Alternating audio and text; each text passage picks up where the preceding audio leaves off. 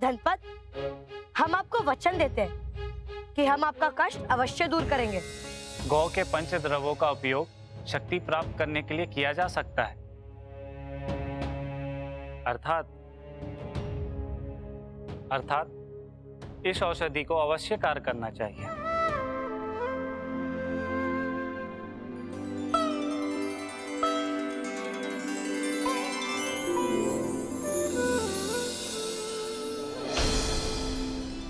देखा, मेरा कुछ दूर हो गया। अब कुछ रोग का उपचार संभव हो सकेगा।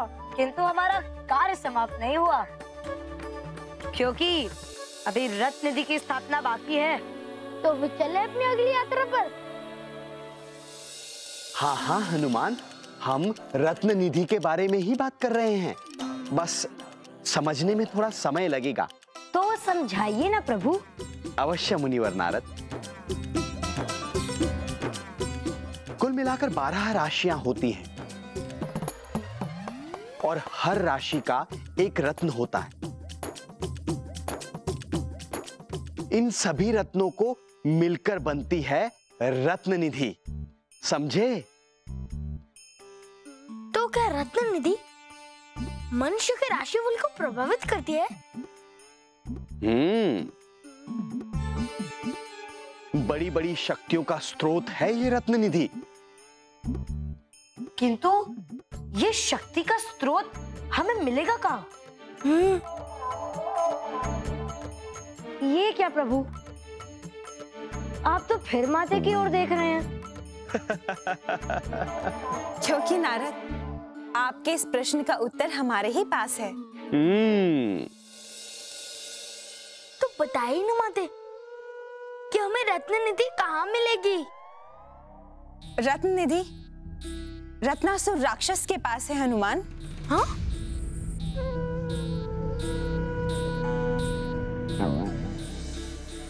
इतना बड़ा शक्ति का स्रोत रत्न निधि और एक असुर के पास? क्यों माते?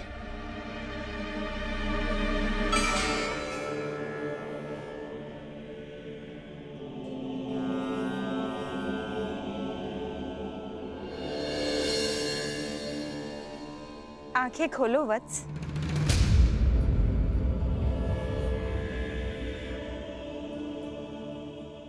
प्रणाम देवी। हम आपकी तपस्या से प्रसन्न हुए। कहो वत्स, क्या मांगते हो? यदि आप वस्तुतः प्रसन्न हैं देवी, तो मुझे रत्न निधि प्रदान कीजिए। रत्न निधि तो हम आपको दे देंगे, किंतु 12 माह के पश्चात वो आपको हमें लौटानी होगी। अवश्य देवी, अवश्य। तथास्तु।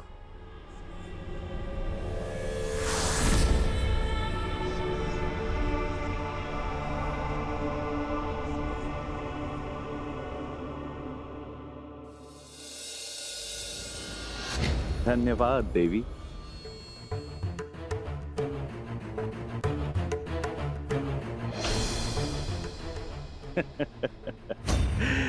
हुआ, मैंने पहली बार इसे छुआ।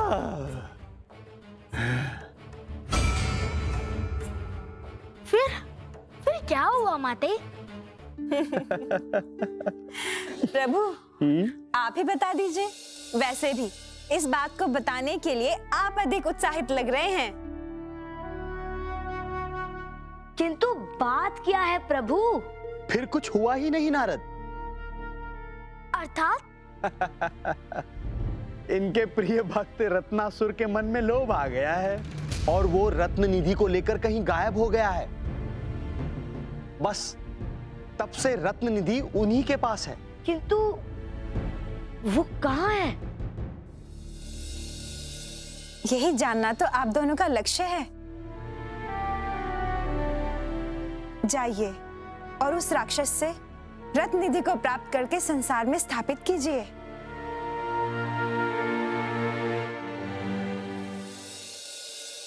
नारद मुनि और बाल हनुमान रत्न निधि की खोज में निकल पड़े।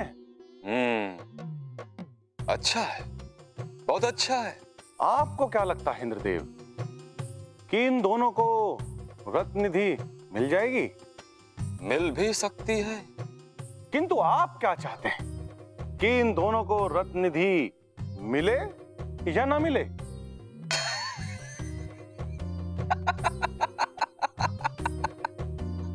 आप ऐसे हंस क्यों रहे हैं इंद्रदेव? आपके प्रश्न पर अग्निदेव। मेरे प्रश्न पर? ऐसा क्या है मेरे प्रश्न में? सीधा सा ही तो प्रश्न पूछा है इंद्रदेव। आप हमारी इच्छा जानना चाहते थे ना अग्निदेव? हाँ। क्या आप नहीं जानते कि ये जो कुछ भी हो रहा है वो हमारी इच्छा का ही तो हो रहा है? आपकी इच्छा का?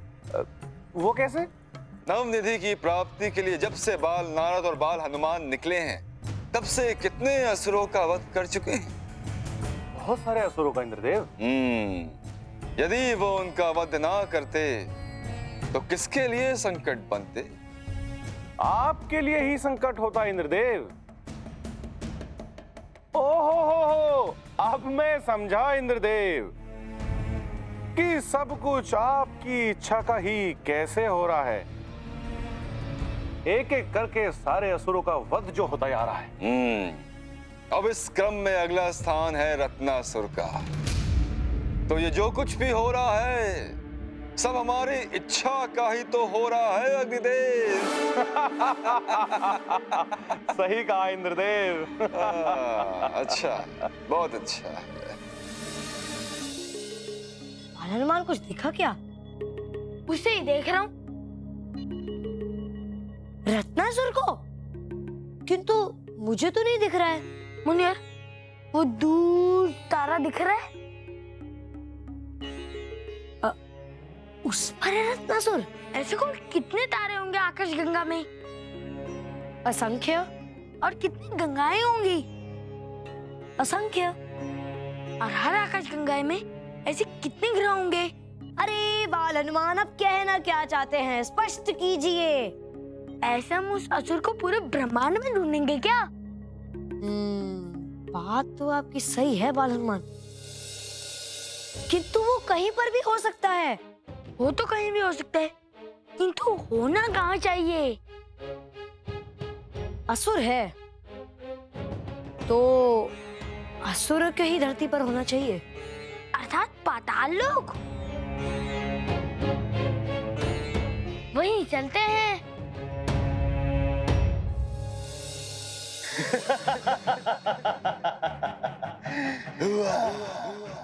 मुझे आज तक किसी ने नहीं छुआ। मुझे नहीं ढूंढ पाओगे, कभी नहीं ढूंढ पाओगे।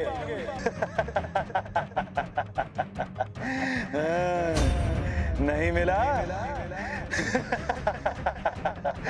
कैसे मिलूंगा जब तक चाहूं ना।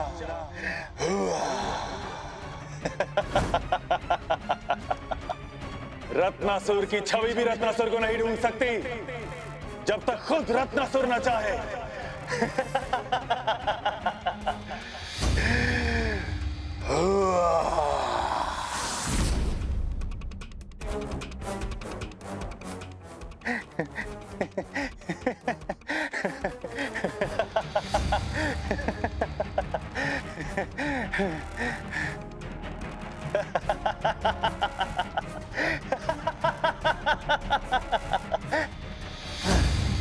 ये रत्न, ये धन, ऐश्वर्य, इतना सब कुछ प्रदान करने वाली रत्न निधि को कोई लौटाता है क्या?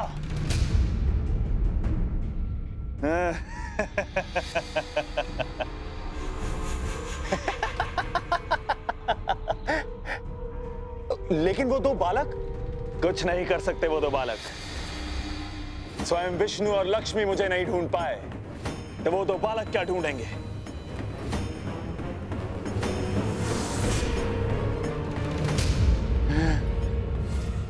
छुआ।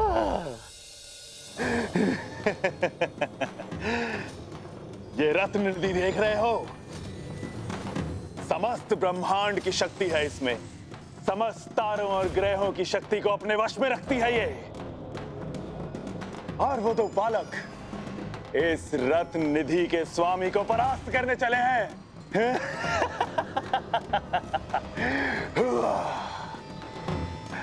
वो ये जानते नहीं कि मुझे आज तक किसी ने नहीं छुआ।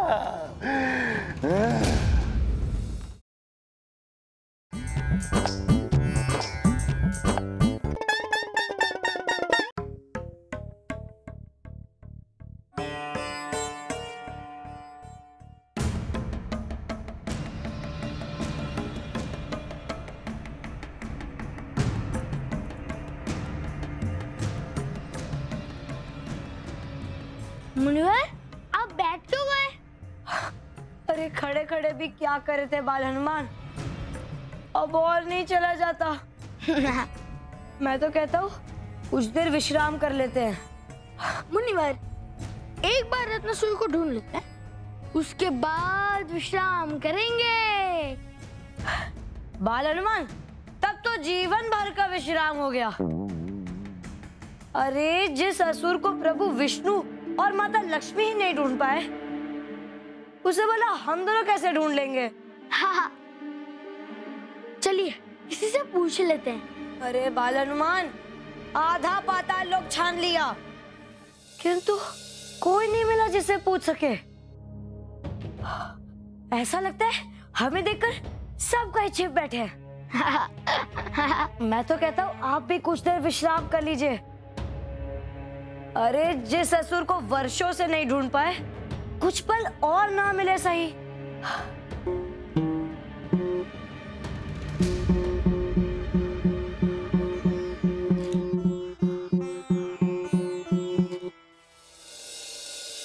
मुनिवर, क्या आप वही सोच रहे हैं जो मैं सोच रहा हूँ? हाँ बाल हनुमान, आप बिल्कुल सही सोच रहे हैं। ये जो भी सारंगी बजा रहा है, उसे सुर ताल का कोई ज्ञान नहीं है। मुनिवर, सुर ताल ना सही, किंतु रत्नासुर का ज्ञान तो होगा।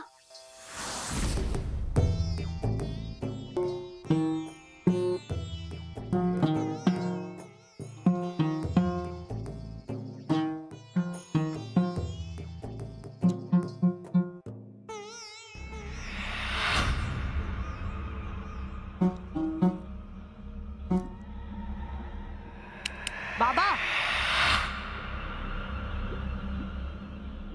क्या है?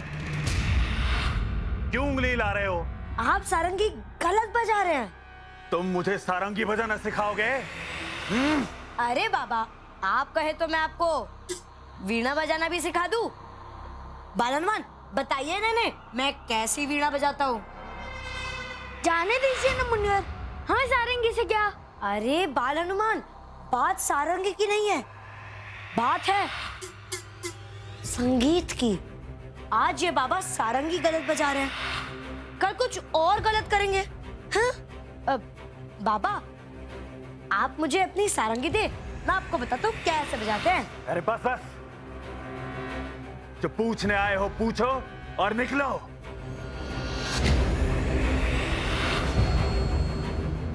आपको कैसे पता कि हम आपसे कुछ पूछने आए हैं? और यहाँ क्यों आओगे तुम? सारंगी की समझ तो तुम्हें है नहीं, तो क्या सारंगी सुनने आते? कहो, यहाँ क्यों आना हुआ? हम वो रत्नासुर को ढूंढ रहे हैं। आप हमें बता सकते हैं वो कहाँ मिलेंगे? रत्नासुर नाम का यहाँ पे कोई असुर नहीं। बाबा, ऐसा भी तो हो सकता है कि कोई रत्नासुर हो जिसके बारे में आपको ज्ञात ना हो। अच्छी तरह जानता हूँ। सारंगी बजाना भी और पाताल लोक को भी।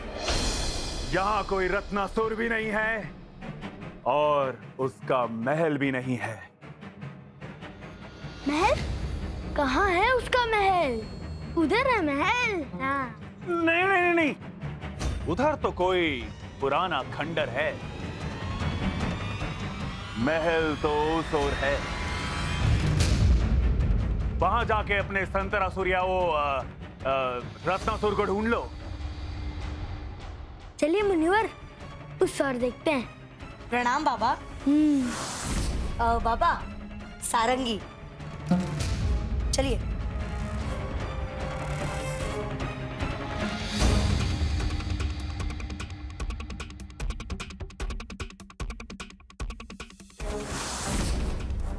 मुझे सारंगी सिखाने चले थे।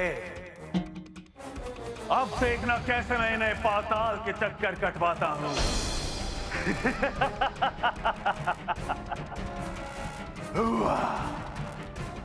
मुझे आज तक किसी ने नहीं छुआ।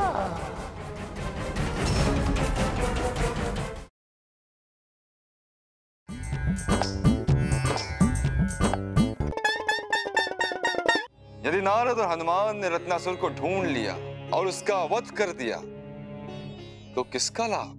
हमारा लाभ। सही कहा।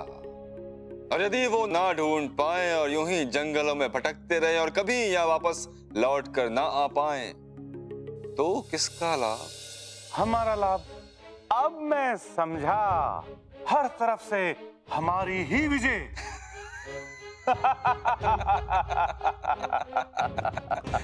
अच्छा है, बहुत अच्छा है। प्रभु, इस रत्नासुर को अभी तक कोई नहीं खोज पाया, तो क्या हनुमान और नारद उसे खोज पाएंगे? अपने काल से कभी कोई छुप पाया है देवी? तो क्या रत्नासुर का काल आ गया है? वो तो कभी ना कभी आएगा ही। तो संभवतः प्रभु वो तो अपने काल से भी छिप जाएगा। अब तक रत्नासुर छिपा रहा, वो भी हमारी ही इच्छा से, और अगर वो मिल गया तो भी हमारी ही इच्छा से। वाह प्रभु वाह, किंतु आप ऐसा क्यों कर रहे हैं? भूल गई देवी विधि का विधान? प्रभु, किंतु ये कैसा विधान है? विधि का विधान भी हमारी ही इच्छा है देवी। विधि का विधान आपकी इच्छा से है और आप विधि के विधान की इच्छा से। प्रभु, मुझे कुछ समझ में नहीं आया। देवी, ये व्यवस्था समझने के लिए नहीं, अनुसरण करने के लिए है। होता वही है जो विधि का विधान होता है, किंतु रत्नासुर जैसे मूर्ख अपने को ही सर्वोपरि समझ लेते हैं।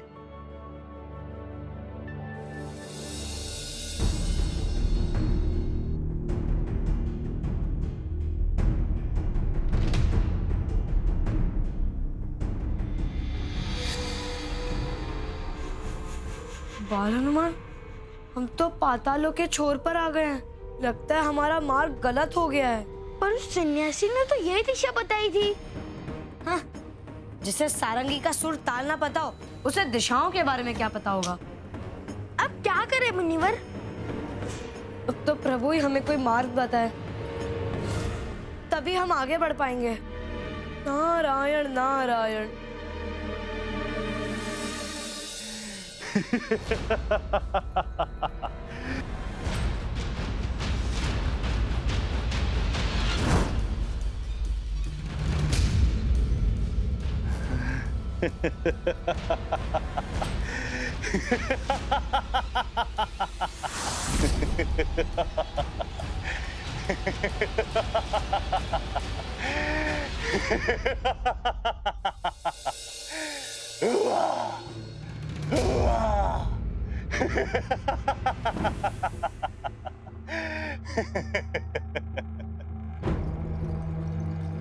रत्नासुर को ढूंढने चले हैं मूर्ख।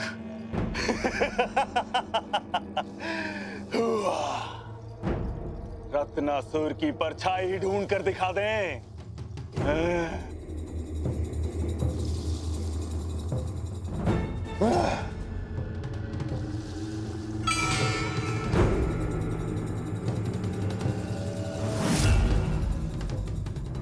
और अगर ढूंढ भी लिया तो भी क्या कर लेंगे? मुझे आज तक किसी ने नहीं छुआ।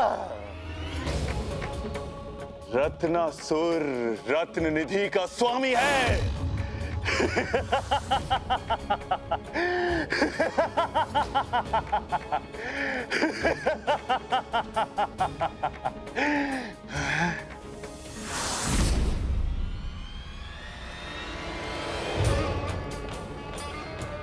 एक बार रत्नासुर सारे तारामंडल, सारे ग्रहों की शक्ति को ग्रहण कर ले, उसके बाद कौन रोक पाएगा रत्नासुर को?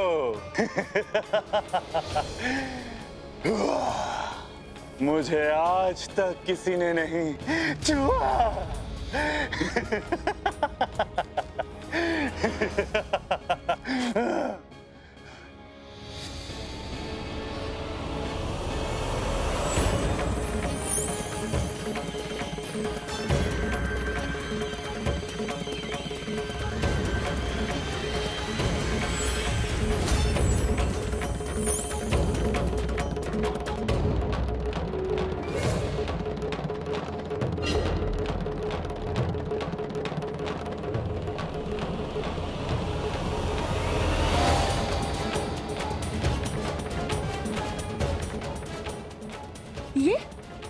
ये क्या हो रहा है मुनिवर?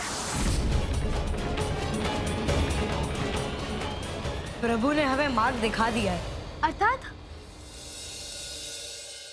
रत्ननिधि का संबंध ग्रहों और नक्षत्रों से है ना, तो निश्चय ही ये टूटे हुए तारे रत्ननिधि की ओर आकर्षित हो रहे हैं। इसका अर्थ है कि रत्नासुर रत्ननिधि का प्रयोग करके सभी ग्रहों और नक्षत्रों की शक्ति ग्रहण कर रहा है।